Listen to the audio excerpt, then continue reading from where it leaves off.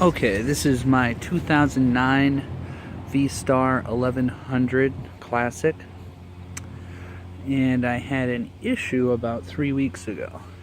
I drove maybe a tenth of a mile down the street to a traffic light, and it died right there, like it wasn't getting any gas. It had about a gallon of gas in it, so I was on the reserve tank, but I knew I was fine. It's not that it didn't have gas. It turned out that I was able to get it to start running if I had it on full choke, sputtering. And I was able to race it up the street, sputtering the whole time, about to die the whole time, finally back home. And after that, all it would do was idle. It'd start up and idle just fine. And but every time I would hit the gas, even just a little bit, it would die. Every time without fail. So I let it sit for about 3 weeks. I was looking up different things. Figured from what I read it was probably something wrong with the carbs, probably dirty carbs, needed to be cleaned. I looked it up and it's very hard. It's hard enough to pull the carburetors out and clean them. You have to pull them entirely out to clean them. And I didn't really want to go through that, so I decided to look up some easier steps first, and I read about Seafoam. Everybody loves Seafoam. Okay, so I thought what I'd do is what I took the seat off, took the gas tank off. Actually, no, I didn't take the seat off. I took the gas tank off and I set it on the seat because I didn't want to. I know it's easy to disconnect the electrical cables for the dash, but I didn't.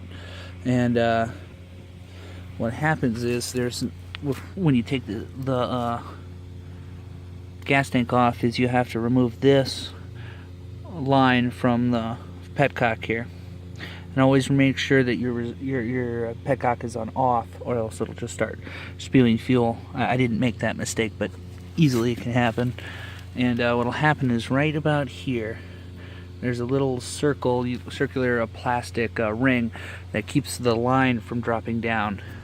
You just run it through that ring, this line, and it maybe sticks about a foot off the bike. And hold it vertical. I turn the gas on, let it just idle. Or turn the bike on, let it just idle. And then I started pouring Seafoam into the line. It's the one with the bottle where you can open it, not the spray. And just pour it. And I probably went through about a third of the can before what happened was I was pouring it, and you could see it going down as it was pumped in, and it would spew white smoke. And then after I put about a third of the can in, the bike just died entirely. I figured, okay, that makes sense. The bike will run on gas, but not 100% Seafoam, not combustible enough for it to run on. And I figured, okay, now the carburetor is totally saturated with Seafoam, I'll let it sit for a couple days and try it.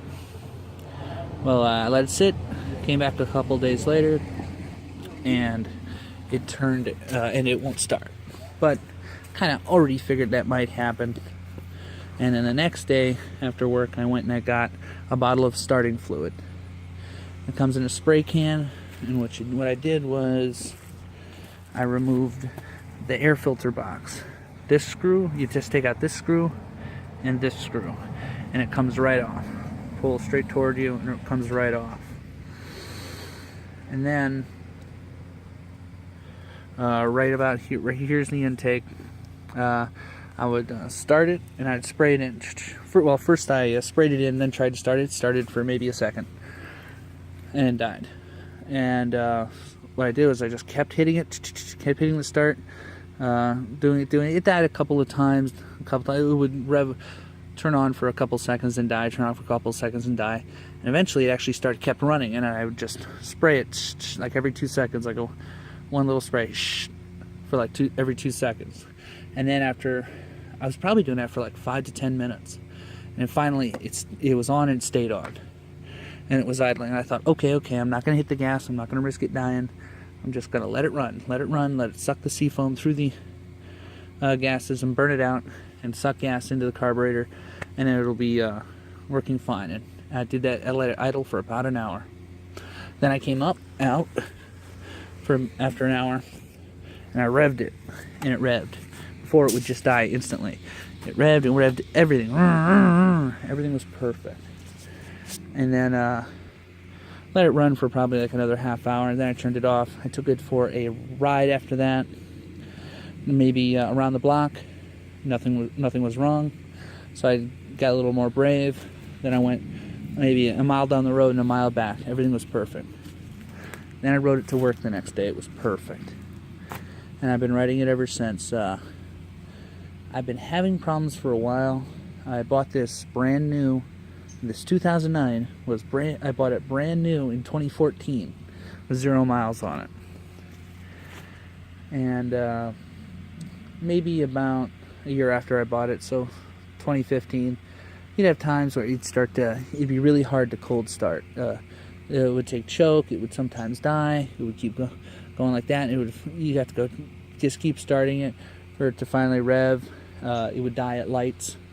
That first light that I died at, when it finally stopped starting, it would typically die there. Start it up, and you'd just keep going, it's fine.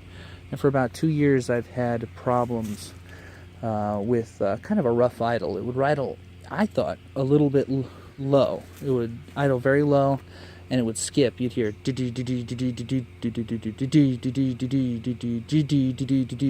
like that. So I know something's missing. There's a miss somewhere. And maybe about 18 months ago, I had coming home from work. The bike died on me. I was on the side of the road just looking at it, trying to start it, and it wouldn't start. Then I just sat there looking at it for about 10 minutes. I tried to start it again, and it started up. And I hadn't had any problems until I died to that light 3 weeks ago. And it still does that. It still it doesn't die on the side of the street, but it still has that missing that idle that's a little off. So I don't know if that's still gunk in the carburetor. I don't know if they need to be tuned. I haven't done that ever. It has 18,000 miles on it, so I'll be looking into that. But the reality, what really happened for me was that Seafoam did work. I poured the rest of the Seafoam after that into the gas tank. So it can just keep running, keep cleaning, hopefully. But everything I've ever read is that, if it gets too far, you have to tear down the carbs and clean them. But that's not my experience. I was able to keep it running, or have it get running again with just Seafoam without tearing down the carbs. And I didn't find anything online about how this works. And hopefully this helps somebody, because I had a heck of a time. I only found one blog, maybe. The guy kind of had my problem, but there was no answer to it. Nobody ever gave a real answer to it. And the guy had a bunch of problems. This is from like 10 years ago, this blog. And nothing on YouTube, so hopefully this helped somebody. You guys have a great day.